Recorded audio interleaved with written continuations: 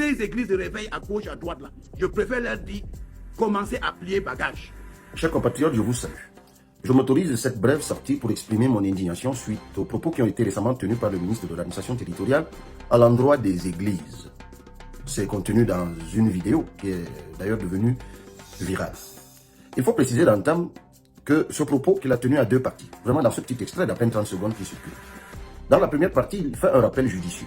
Il précise que seul le président de la République peut par décret autoriser l'existence d'une église au Cameroun. C'est le régime de l'autorisation qui est contenu dans la loi qui régit le fonctionnement des associations, notamment les associations religieuses. Mais tout de suite après, dans le même propos, il tient un propos menaçant à l'endroit des églises de réveil et déclare que celles-ci doivent commencer à faire leur bagage avant qu'ils ne se penchent sur elles. Et c'est ce propos menaçant qui est inadmissible. D'abord, la juxtaposition immédiate des deux propos, le rappel de la loi et le ciblage des églises de réveil, donne l'impression que ces églises de réveil sont illégales. Ce qui n'est absolument pas vrai. La quasi-totalité des églises de réveil, dites de réveil au Cameroun, sont dans la légalité. Mais pour le comprendre, pour ceux qui ne connaissent pas le fonctionnement des églises de réveil, intéressez-vous aux églises beaucoup plus anciennes, comme l'église catholique, l'église presbytérienne, par exemple. Ces églises existent partout dans les villages au Cameroun. Mais est-ce que vous vous imaginez que l'église de votre village a reçu un décret pour exercer ou exister dans votre village? Non. Il y a un seul décret qui a été donné à l'église catholique et c'est ce décret qui couvre légalement toutes les chapelles qui sont construites sur toute l'étendue du territoire. Et je veux même vous étonner en vous disant que les églises dites de réveil sont même les églises qui ont le plus de décrets au Cameroun. Moi, je pourrais vous en citer beaucoup. L'église pentecôtiste chrétienne du Cameroun, le Living World Fellowship, le Full Gospel Mission, l'église baptiste, ainsi de suite, ainsi de suite. Et observez bien, toutes les églises de réveil, si vous en avez une à proximité de votre domicile ou que vous vous trouviez, regardez bien. Chacune de ces églises, sur sa plaque, mentionne bien le décret qui la couvre. Et ne vous laissez pas non plus embarrasser par le nom de baptême de l'édifice. Mais ça encore, vous le trouverez, c'est une pratique qui est courante dans le fonctionnement des églises. Lorsqu'on construit un édifice, on lui donne un nom de baptême. Mais ce nom de baptême ne veut pas dire que c'est le nom de l'église. Non, c'est le nom du baptême de l'édifice qui abrite l'église à cet endroit. Mais l'église elle-même a un nom générique que portent tous ceux qui s'inscrivent sous sa couverture, sous la couverture de décrets qui l'autorisent ou qui les autorisent. C'est une précision importante qu'il fallait faire. Et moi, je peux affirmer ici que la quasi-totalité, j'insiste, je répète, la quasi-totalité des églises de réveil au Cameroun sont dans la légalité. La deuxième chose que je voudrais rappeler, c'est que le ton qui a été employé, la menace, l'annonce de leur écrasement, de leur fermeture, tombe très mal à propos. Est-ce que le gouvernement camerounais s'imagine même le rôle social que jouent les églises en général, que jouent les religions en général, et en particulier les églises de réveil? Dans un pays où les gens sont désespérés, dans un pays où les médecins, après leur sortie d'école, font 7 ans de chômage, dans un pays où il n'y a plus d'espoir à l'horizon, dans un pays où les gens sont quotidiennement dans la détresse, il n'y a rien d'étonnant que ces gens se retournent vers Dieu. Et ces hommes de Dieu, vraiment quelles que soient les obédiences religieuses, qui accueillent ces hommes, ces femmes, qui parfois pour eux jouent le rôle de psychologues, ces gens, il faut plutôt les remercier. Ces gens, il faut plutôt les gratifier, plutôt que de les menacer, plutôt que d'annoncer qu'on va les écraser, qu'on va les fermer. Non. Les églises globalement et les églises de réveil en particulier jouent un rôle social important. Et tous ces hommes, toutes ces femmes qui se retournent vers Dieu, s'il n'y avait pas ce recours vers Dieu, que seraient-ils en fait?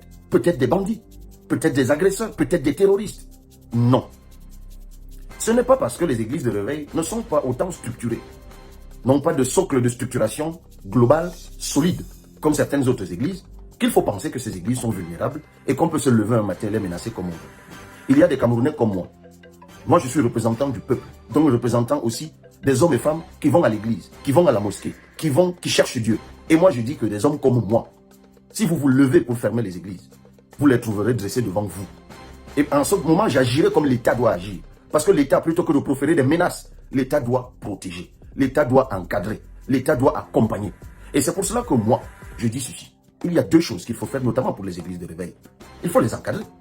L'État déjà, si moi un jour j'étais à la gestion des affaires, je ferais en sorte que dans ce pays, qu'il y ait une forme de certification officielle, une carte pastorale officielle, que l'État délivrerait à tous les hommes de Dieu de toutes les obédiences religieuses, afin que l'État tienne le fichier des hommes et des femmes de Dieu. Il faudrait aussi que l'État veille à la formation de ceux qui encadrent les croyants, parce que les églises sont des organisations. Et il y a un management des organisations. Ça s'apprend. La gestion des organisations, ça s'apprend. En lien notamment avec les lois et les mœurs de la République. Ça, c'est le rôle que l'État doit jouer. L'État doit encadrer, accompagner ces églises afin qu'elles se structurent, afin qu'il y ait une meilleure lisibilité de qui fait quoi, de qui est installé où, afin qu'il y ait un meilleur encadrement de la façon dont les uns et les autres vivent leur foi. C'est ce qui est attendu de l'État et c'est ce que moi je ferai. Je l'ai dit. Une carte pastorale officielle pour tenir le fichier des hommes et des femmes de Dieu de toutes les religions du Cameroun et un encadrement de ces églises, une structuration de ces églises. Moi, je vais vous dire, dans cet ouvrage, ce que j'ai vu, qui est l'ouvrage qui contient notre projet de société, voici ce que nous écrivons à la page 51. En effet, si le président de la République et les parlementaires communient avec Dieu, les lois seront naturellement justes parce que conformes aux principes de Dieu. Le service public dans son ensemble, notamment celui de la justice, rendu par les magistrats, sera innervé par la loi divine. Voilà l'une des raisons pour lesquelles l'une des chambres du Parlement doit être réservée aux gardiens authentiques de nos traditions et aux serviteurs de Dieu dignes de ce nom, choisis au sein des monothéismes établis, afin que les principes divins priment à chaque fois. Et par-dessus tout, la foi en Dieu ne saurait être perçue que comme un appel individuel. Pour nous, la recherche de la prospérité par l'État est indissociable de la justice et des valeurs divines.